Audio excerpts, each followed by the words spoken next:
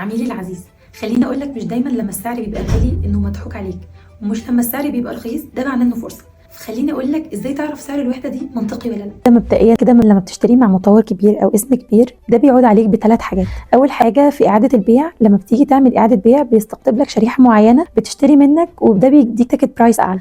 تاني حاجه في الايجار، لما بتيجي تاجر البيج نيمز او الاسماء الكبيره من المطورين، الايجارات عندها بتفرق جدا لان اسمها مؤثر. تالت حاجه فئه العميل اللي بيستخدم الوحده دي سواء للايجار او حتى لاعاده البيع. طيب اقارن السعر ده بايه عشان احسه انه منطقي شويه؟ اول حاجه قارنه بالفاسيلتيز اللي بيقدمها لك، الخدمات في الكومباوند نفسه او الخدمات للوحده الاستثماريه نفسها، سواء وحده اداري او تجاري او طبي او فندق. تاني حاجه ممكن تقارن بيها هي سعر المطور زمان في مشاريعه القديمه او في تسعيره في نفس المشروع في الفيز الاولانيه. لو لقيتها مقاربه لبعضها وما فيهاش جاب كبيره ساعتها اشتري وانت مطمن، لانها هنا فرصه. واهم حاجه ما تنساش، انا نوران حسين بقدم استشارات عن العقارات.